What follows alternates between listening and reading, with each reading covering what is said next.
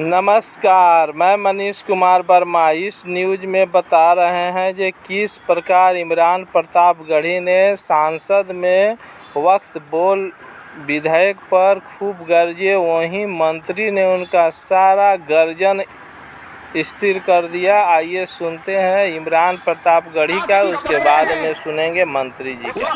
मौलाना आजाद की ये सदाएं सुन करके लोगों ने अपने सरों की गठरियां उतार करके रख दी थी।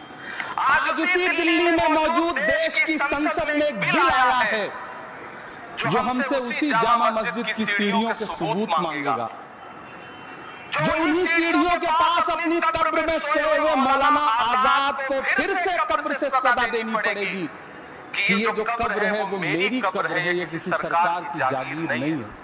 सभापति महोदय, मैं जहां खड़ा हूं इसी संसद भवन के सामने सड़क के उस पार अपनी कब्र में सोए हुए भारत के पूर्व राष्ट्रपति फखरुद्दीन अली अहमद की कब्र है। शायद अब उस कब्र से भी सदाएं आए कि ये कब्र मेरी कब्र है, ये सरकार की जागीर नहीं है।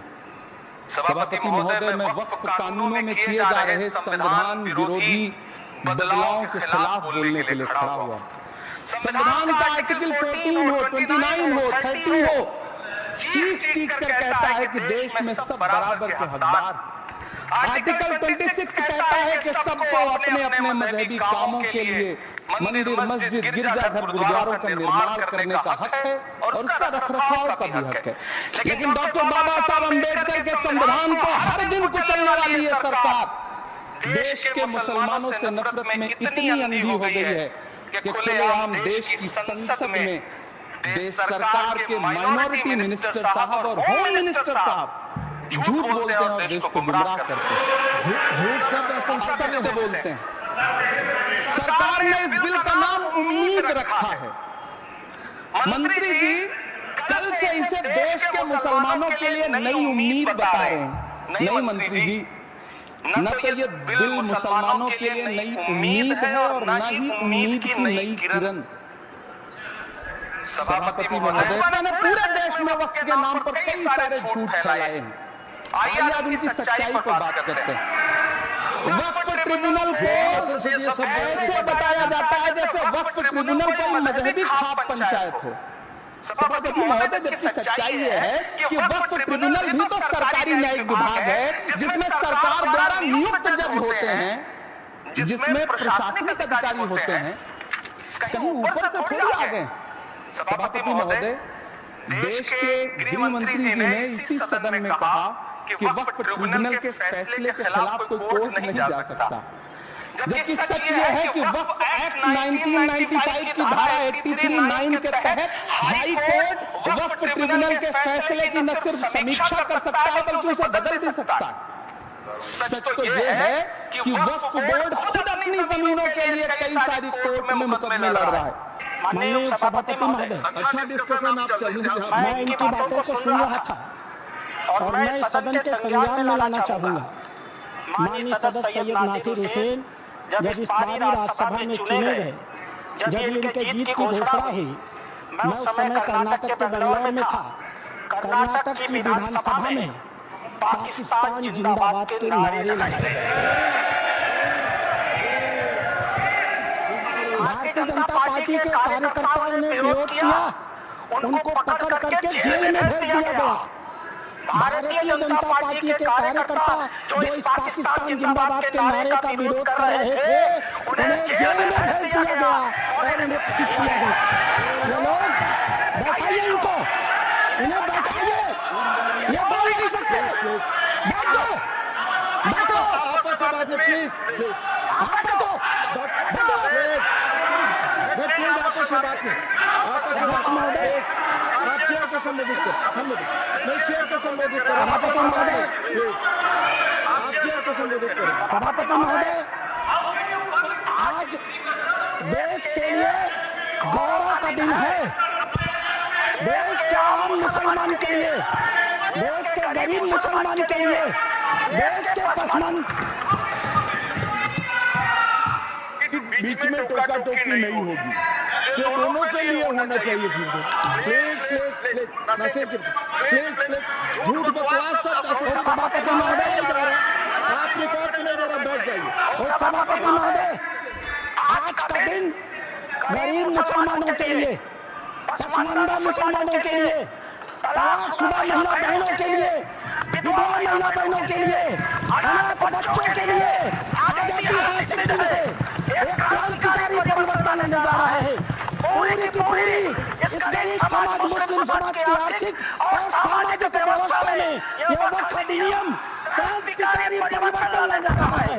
मैं आभारी हूं माननीय मोदी जी का, जिन्होंने इस महान विधेयक को इस सदन में लाने का काम किया।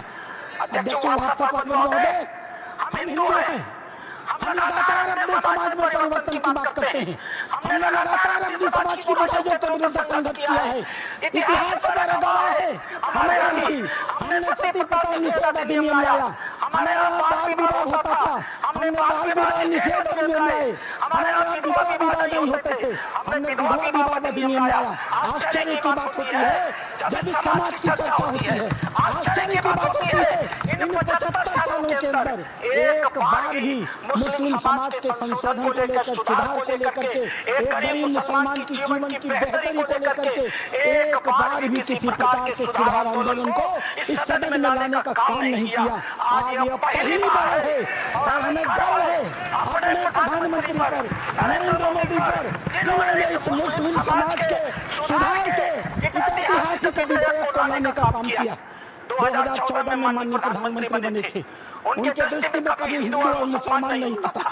उनका सिर्फ एक नजरिया होता था, गरीब और अमीर। आप गौर कीजिएगा, यह सदन गौर करेगा। हम जनधन योजना लेकर के आए, 42% लाभार्थी मुस्लिम थे। हम प्रधानमंत्री आवास योजना लेकर के आए, 31% लाभार्थी मुस्लिम थे। हम उज्ज्वला योजना लेकर के आए, 33% लाभार्थी मुस्लिम थे। हम मुद्रा योजना लेकर के आए, 36% लाभार्थी मुस्लिम थे।